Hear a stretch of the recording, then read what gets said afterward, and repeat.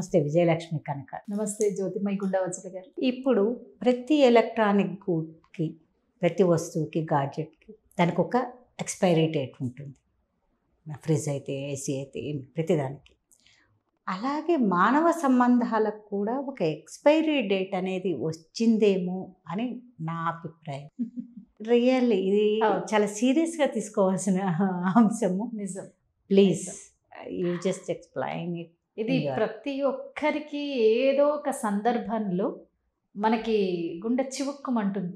ఎందుకంటే మనుషులు ఎలా తయారయ్యారు అంటే, మనం నిజానికి వస్తువులని వాడుకోవాలి, మనుషులని ప్రేమించాలి. కానీ మనం ఏం చేస్తున్నామంటే వస్తువులని ప్రేమిస్తున్నాము, మనుషులని వాడుకుంటున్నాం. ఈ ధోరణి ఏజ్ అనేది అంటే ఈ ఏజ్ వాళ్ళు చేస్తున్నారు, ఆ ఏజ్ వాళ్ళు చేస్తున్నారు అనేది లేకుండా ప్రతి ఒక్కరిలో ఈ ధోరణి ఎక్కువైపోయింది. ఈ మధ్య బాగా ఎక్కువైపోయింది. సో దీనివల్ల ఏమవుతుందంటే జెన్యూన్గా ఇష్టపడే వాళ్ళు కొంతమంది, నాలాంటి వాళ్ళు, మీలాంటి వాళ్ళు, జెన్యూన్గా అభిమానం చూపించేటువంటి వాళ్ళు అరే ఎందుకు చేశారు ఇలా అని బాధపడాల్సిన సందర్భాలు వస్తూ ఉంటాయి. ఇలాంటి వాళ్ళు నా జీవితంలో బాగా ఎదురయ్యారు.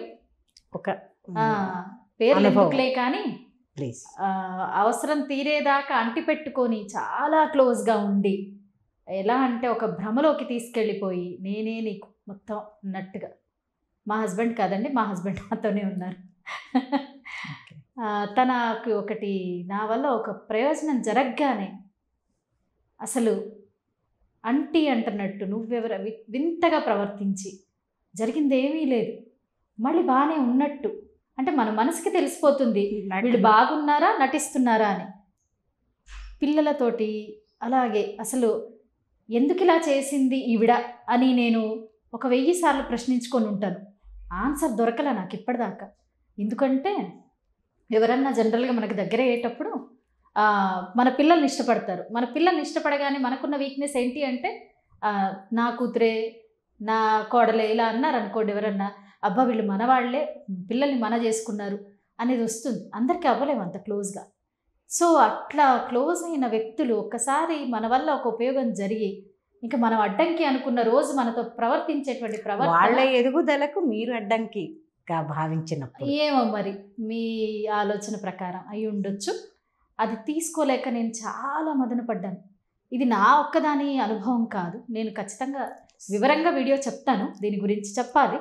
ఎందుకంటే నేను ఎంత మానసిక వేదనకి గురయ్యాను అంటే, ఎంత జెన్యూన్గా ఉంటే, ఎంత నిస్వార్థంగా ప్రేమ చూపిస్తే ఇలా తీసుకుంటారా?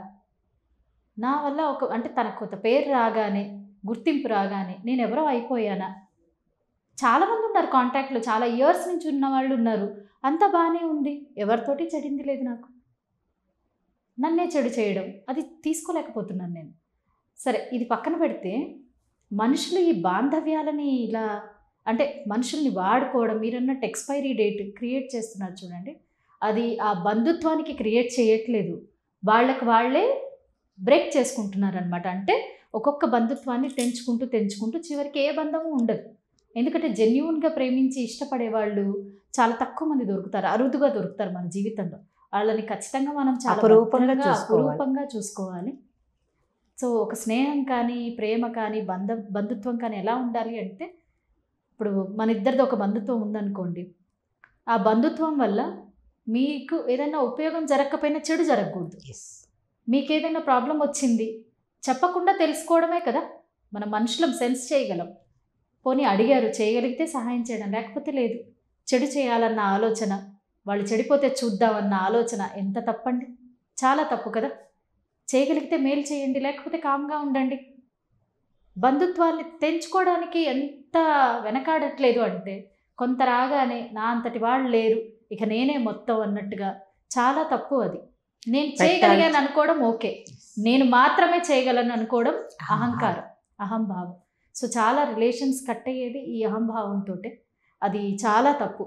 దయచేసి మీరు వస్తువులని ఏమంటారంటే, ఈ మెటీరియలిస్టిక్ థింగ్స్ ఉన్నాయి, డబ్బు, హోదా, పేరు, ప్రతిష్టలు, ఇవన్నీ టెంపరీ. అంటే బ్రహ్మానందం గారు, ఆయన ఎప్పుడు నాకు ఆయన చాలా ఇష్టం, మహానుభావుడు.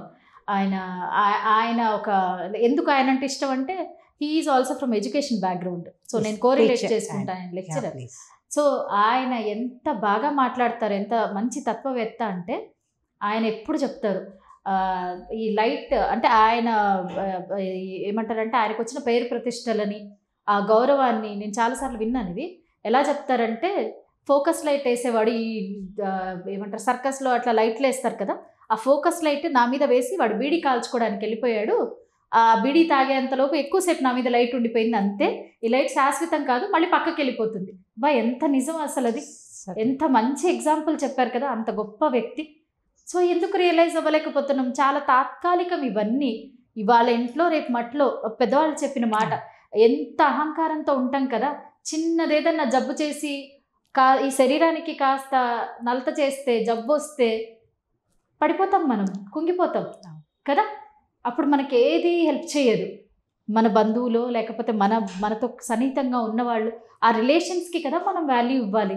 ఈ మెటీరియలిస్టిక్ థింగ్స్కి ఎందుకు వాల్యూ ఇస్తున్నాం మనం? అది తప్పు, చాలా తప్పు. అంటే పక్కనే మనిషి ఉన్నా కూడా మనిషితో మాట్లాడడానికి ఇష్టపడము, అది చాలా తప్పు కదా. సో బంధుత్వాలని బాంధవ్యాలని, అది ఎలాంటి బాంధవ్యమైనా, స్నేహం అయి ఉండొచ్చు, ప్రేమ అయి ఉండొచ్చు, అంటే ఎలాంటి రిలేషన్ అయినా కొన్ని సందర్భాల్లో మన నమ్మకాలే మనల్ని ప్రశ్నిస్తుంటాయి. మన నమ్మకాలు ఎందుకు ప్రశ్నిస్తాయి అంటే ఎదుటి వాళ్ళ ప్రవర్తనను బట్టి మనం నమ్ముతాం. ఒక స్టేజ్లో ప్రతి ఒక్కరి లైఫ్లో ఇది చాలా సర్వసాధారణం. అంటే ప్రతి ఒక్కరిని నమ్మకుండా అనుమానిస్తూ బ్రతకలేం కదా. సో ఏదో ఒక స్టేజ్లో మనం నమ్ముతాం వాళ్ళని. కొన్ని రోజుల తర్వాత ఆ నమ్మకాన్ని పోగొట్టుకున్న రోజు ఇక మనకు ఒకలాంటి ఇది వచ్చేస్తుంది అనమాట. ఏంటిది చిన్నదానికైనా ఓడిపోయిన భావన అనడానికన్నా ఇక ఎవరిని నమ్మబుద్ధి కాదు. సో అదొకలాంటి సైన్ లాగా, అంటే జాగ్రత్త, మన ఇండికేషన్ ఇస్తుంది మన మైండ్. మేబీ తప్పు చేస్తున్నామేమో, ఆలోచించుకొని దగ్గరవ్వు. సో ఇది ప్రతి ఒక్కరి జీవితంలో జరిగేదే. అలా అని మనం ప్రతి ఒక్కరిని అనుమానిస్తూ బ్రతకలేం కదా. మనకున్న చాలా తక్కువ జీవితంలో వీళ్ళు కరెక్టా రాంగా కొన్ని సిచ్యువేషన్స్ ఉంటాయి. ఎలా అనుకుంటాం మనము, ఇంత మన చేసుకుంటున్నారే, సొంత చెల్లి అంటున్నారు, సొంత పిల్లల్ని నా పిల్లల్లాగా అనుకొని అలా మొత్తం ఓన్ చేసుకున్నప్పుడు మనం ఎలా అనుమానించగలుగుతాము? చిన్న సిచ్యువేషన్కి, చిన్నదానికి ఇలా అయిపోతే అసలు ఇంకా ఇప్పుడు ఆ అర్థమేముంది? ఆ బంధుత్వంలో ఒక బంధం కానీ ఒక రిలేషన్ ఎలా ఉండాలి అంటే నీకు లేమిలో కలిమిలో అన్నిట్లో తోడు ఉండడం కదా. అంతేకాని నీ వల్ల నాకు ఉపయోగం జరిగింది, అదే సామెత ఉంది చూడండి, ఏడు దాటేదాకా ఓడమల్లన్న, ఏరు దాటిన తర్వాత బోడిమల్లన్న. సో అలా చేస్తే ఎట్లా? అప్పుడు ఇంకా బంధుత్వాలకి, బంధాలకి, మానవ సంబంధాలకి విలువ ఎక్కడుంది? దయచేసి చేయకండి అలాగా. ఎందుకు అంటే ఈ రోజుల్లో బ్రతకలేనివాడు, లేనివాడు ఎవ్వడూ లేడు. ఆ ప్రేమ లేని వాళ్ళు మీరు అవ్వకండి. దయచేసి రిలేషన్షిప్స్కి వాల్యూ ఇవ్వండి. వాళ్ళని హేళన చేయడం, కించపరచడం, అవమానించడం, లేకపోతే ఇగ్నోర్ చేయడం ఇలాంటివి చేయకండి. నిజమైన రిలేషన్ అయితే దాన్ని గౌరవించండి. అది నేను చెప్పేది ఏంటంటే దయచేసి బంధుత్వానికి, బాంధవ్యానికి విలువనివ్వండి. మీరు అది ఫ్రెండ్షిప్ అయినా సరే, లేకపోతే రిలేషన్ అంటే ఏదన్నా సరే దానికి విలువనివ్వండి. ఎదుటి వ్యక్తి అంటే వ్యక్తిగా చూడండి, వస్తువులాగా చూసి వాడుకొని వదిలేయకండి. మనిషిలాగా చూడండి. మీరు ఇంకొకటి కూడా ఉంది కదా, అక్కడ తీరిన తర్వాత తక్కడ పొయ్యిలో అని. సో అప్పటిదాకా వాడుకొని తర్వాత పొయ్యిలో పెట్టేస్తారంట. పెద్దవాళ్ళు ఊరికినే చెప్పలేదు ఇవి, వాళ్ళు చాలా తెలివితోటే రాశారు. ప్రతి మాటలో వాళ్ళు చెప్పిన, పెద్దవాళ్ళు చెప్పిన ప్రతి మాటలో ఒక అర్థం ఉంది, అర్థం పరమార్థం. కానీ అది మన దాకా వచ్చి మనకు ఆ అనుభవం కలిగిన రోజు మన కళ్ళు తెరుచుకుంటాయి. కానీ ఒక రకంగా చెప్పాలంటే అలాంటి అనుభవం కావాలేమో మరి. కావాలి, ఎందుకంటే మనకి కనువిప్పు అవుతుంది, ఇంకెవరిని గుడ్డిగా నమ్మకుండా. మనం ఇందాక మాట్లాడుకున్న చాలా టాపిక్స్ లో పడితే పడనివ్వండి, వాళ్ళు లేస్తాడు. ఇప్పుడు ఇలాంటి సిచ్యుయేషన్ అనుభవం అయితే మంచికే. కాకపోతే ఏంటంటే మరక మంచిదే, కాకపోతే ఎక్కువ మరకలు అయితే మంచిది కాదు, లిమిటెడ్గా. సో చాలా చిన్న జీవితం ఇది, దీంట్లో పగ ప్రతీకారాలు ఇలాంటివన్నీ ఏం అవసరం లేదు. రిలేషన్షిప్స్కి వాల్యూ ఇవ్వండి, ట్రూ రిలేషన్ మెయింటైన్ చేయండి. భుజం తట్టిన వాడిని మర్చిపోకూడదు. చిన్న సహాయం చేస్తే థ్యాంక్స్ చెప్తామే. గ్లాసుడు నీళ్లు పోస్తే దోసెడు పువ్వులు ఇస్తుంది చెట్టు. అట్లాంటిది ఒక సహాయం చేస్తే, ఒక కష్టాల్లో ఉన్నప్పుడు మనం ఒక పలకరిస్తే చేస్తే ఇంకెంత దగ్గర. అంటే నేను ఆలోచించిందంటే ఏ స్వార్థం లేదు, ఇంకా మా బంధుత్వం అంటే నాకు అది తనతో ఉన్న ఫ్రెండ్షిప్ ఇంకా బలపడుతుంది కదా నా అనుకున్నాను నేను. ఏ స్వార్థం లేదు, కానీ అసలు నేను తీసుకోలేకపోయానమ్మా అది. చాలా ఇలాంటివి చాలా జరిగితేనే ఒక జరుగుతాయా? ఎక్స్పీరియన్స్. అదొక experience. Yes, it is a bitter experience which made me better. Better, good good.